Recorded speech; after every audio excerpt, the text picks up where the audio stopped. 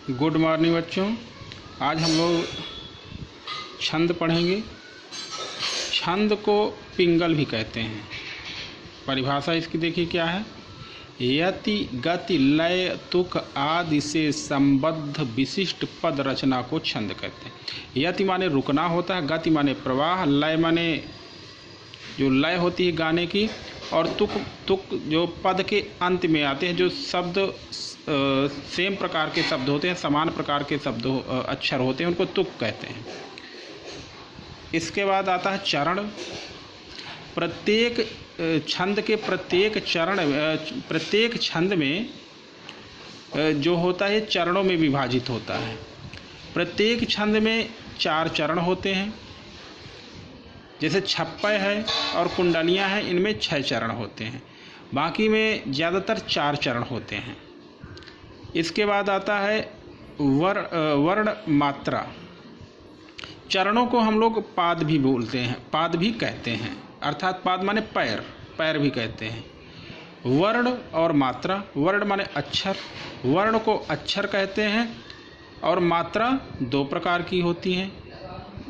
मात्रा 2 प्रकार की होती हैं, लघु और दीर्घ।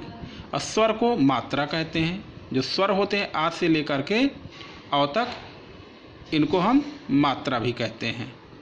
कुछ मात्राएं लघु होती हैं और कुछ मात्राएं गुरु होती हैं। गुरु को दीर्घ भी कहते हैं। लघु मात्राएं कौन होती हैं? जैसे छोटा आ, छोटी ई, छोटा ऊ, और ये चंद्रबिंदु जिसे हम अनुनासिक कहते हैं। ठीक है। जहाँ पर ये लगे होते हैं, ये चारों जिन अक्षर के साथ लगे होते हैं, चाहे छोटा आ और छोटी ई, छोटा ऊ, चंद्रबिंदु, उन्हें हम खड़ी पाई से दिखाते हैं और इसको हम 1 गिनते हैं। री और री भी लघु होते हैं, यानी जहाँ ऋषि होगा, जहाँ री होगा, ये भी लघु होता है और इसको भी हम खड़ी पाई से दिखाते हैं, यानी 1 गिनते हैं। दूसरा आता है गुरु। गुरु माने बड़ा या दीर्घ। गुरु में लघु की अपेक्षा, यानी गुरु वर्णों को बोलने में लघु वर्णों की अपेक्षा दूना समय लगता है, यानी 2 गुना समय लगता है। ये कौन कौन से अक्षर होते हैं? जो गुरु अक्षर हैं कौन कौन से हैं? बड़ा आ, बड़ी ई, बड़ा ऊ, ए, ऐ, ओ, औ, और ये अनुस्वार जिसे हम लोग अन्न भी बोलते हैं, अनुस्वार, ये ऊपर बिंदी लगी, ये गुरु होते हैं। और इनको हम लोग जो है इस यस आकार के, ये नीचे दिया है, यस आकार के चिन्ह से दिखाते हैं, जिसे हम 2 गिनते हैं। और इसके साथ ही संयुक्त अक्षर के पूर्व का अक्षर भी गुरु माना जाता है। जैसे उत्तम, उत्तीर्ण, तो ये जो संयुक्त अक्षर है, ता में आधा ता लगा हुआ है, तो ये संयुक्त अक्षर है। देखिए, हम स्वर को ऊपर लिखा भी गया है, स्वर को मात्रा कहते हैं। ठीक है। मात्रिक छंद में हमें केवल मात्राओं को गिनना है, अर्थात जिन वर्णों में स्वर लगे होते हैं केवल उन्हीं को गिनना है। जैसे ये आधा ता है, इसमें कोई स्वर नहीं लगा हुआ है, ये ऊ है। ये ता है, ता में आ लगा हुआ है, माँ में आ लगा हुआ है, छोटा आ लगा हुआ है इन दोनों में। पर ये जो आधा ता है, इसमें कोई स्वर नहीं लगा हुआ है, इसकी कोई मात्रा नहीं होगी। जो आधा ता है, इसकी कोई मात्रा नहीं होती है। पर जो संयुक्त अक्षर है, जैसे ये संयुक्त है, ता में आधा ता जुड़, संयुक्त अक्षर के पूर्व का अक्षर, पूर्व माने पहले अक्षर क्या है? इसमें छोटा ऊ है, तो छोटा ऊ जो है ये गुरु माना जाएगा। अब इसका क्या, जैसे है हम लोग कहें कि लघु वर्ण को खड़ी पाई से दिखाते हैं और उसे 1 गिनते हैं। जो गुरु वर्ण हैं उन्हें हम लोग यस आकार के चिन्ह से दिखाते हैं और 2 गिनते हैं। पर इसमें जो छोटा ऊ है, यानी इसकी 1 मात्रा होनी चाहिए, खड़ी पाई होना चाहिए, ताकि कोई नहीं होना चाहिए। और ये ता है, इसका 1, इसका 1, पर नहीं, यहाँ पर संयुक्त अक्षर के पूर्व का अक्षर गुरु माना जाएगा। तो ये संयुक्त अक्षर के पहले का अक्षर ऊ है, तो ये गुरु होगा, यानी यस आकार का चिन्ह।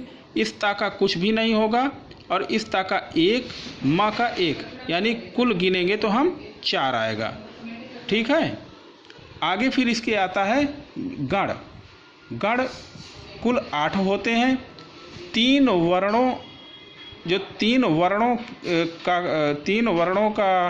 वर्णों के समूह को गण कहते हैं। गणों की संख्या कुल 8 होती है। ये हैं, ये वर्णिक छंद जब हम लोग पढ़ेंगे तो वर्णिक छंद में ये सब काम आते हैं।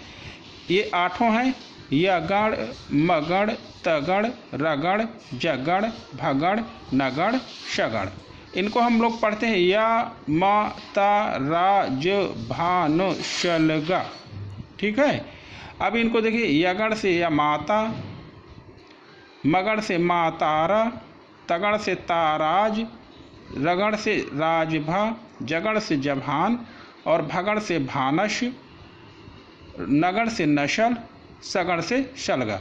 ये जो दिए गए हैं दिए गए हैं शब्द हैं, अब इनकी मात्राएं देखो। या, माता, या छोटा है, इसमें छोटा आ लगा हुआ है तो इसकी ये एक मात्रा है। देखिए इसमें बड़ा आ लगा हुआ है, इसमें बड़ा आ लगा हुआ है ता में, तो इनकी देखिए 2 मात्राएं हैं। यस, ये प्रतीक से दिखाया गया है।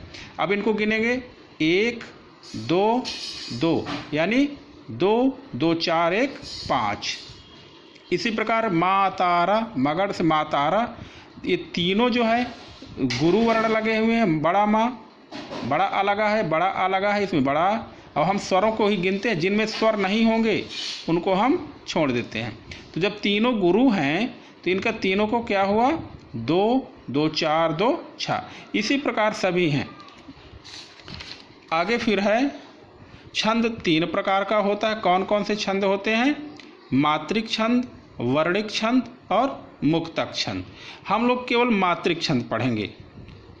मात्रिक छंद में केवल मात्राओं की गणना की जाती है। जैसे अभी मात्रा हम बता रहे थे, केवल मात्राओं की गणना की जाती है। इन छंदों के प्रत्येक चरणों में मात्राओं की संख्या निश्चित होती है। फिर अगला होता है मात्रिक छंद कितने प्रकार के होते हैं? मात्रिक छंद 3 प्रकार के होते हैं। सममात्रिक छंद, अर्ध सममात्रिक छंद और विषम मात्रिक छंद। सममात्रिक, ये सब मैं आगे बता रहा हूँ। सममात्रिक छंद क्या होता है?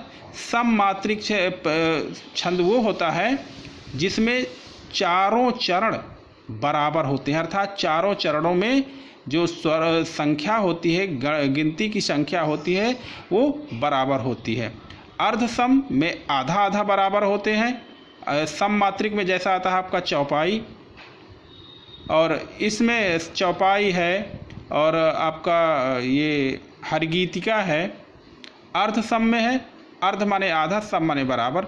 आधा आधा बराबर होता है, जैसे ये आपका होता है दोहा, सोरठा। विषम में बिल्कुल अलग अलग होते हैं। तो जैसे सम है, जिस छंद के प्रत्येक चरण में समान मात्राएं, प्रत्येक चरण में 4 चरण होते हैं, प्रत्येक चरण में समान समान मात्राएं हों, उन्हें सममात्रिक कहते हैं। अर्ध सममात्रिक, जिस छंद में विषम चरण समान हो, यानी विषम चरण का मतलब पहला और तीसरा चरण, और सम चरण में दूसरा चौथा सम चरण समान हो, उसे अर्ध सम कहते हैं, यानी आधा आधा बराबर हो। विषम चरण कहते हैं, विषम छंद कहते हैं जिस छंद के प्रत्येक चरण में अलग अलग मात्राएं हों, यानी अलग अलग हों, उसे विषम कहते हैं। तो सममात्रिक छंद जैसे चौपाई हो गया, चौपाई है। चौपाई में चौपाई की परिभाषा होती है, यह सममात्रिक छंद है, इसके प्रत्येक चरण में 16 मात्राएं होती हैं। जैसे 4 चरण होते हैं तो 4 यहाँ तक पहला चरण ये हुआ, ये कामा लगा हुआ है, दूसरा चरण ये है, तीसरा चरण ये है, ये कामा लगा, चौथा चरण ये है। तो इसके चारों चरणों में बराबर बराबर मात्राएं होंगी। तो परिभाषा, इसके प्रत्येक चरण में 16 मात्राएं होती थी। इसमें भी 16 है, इसमें भी 16, यहाँ इसमें भी 16 और इसमें भी 16 है। फिर यह दोहा है। दोहा अर्ध सम मात्रिक छंद है, यानी पहले और तीसरे में बराबर बराबर। ये देखिए, पहले दोहा में पहले तीसरे में यानी 13 मात्राएं, और दूसरे में समचरण में 11 मात्राएं होती हैं। धन्यवाद बच्चों, आशा करता हूँ समझ में आया होगा, और इसके आगे फिर हम लोग अगले दिन पढ़ेंगे।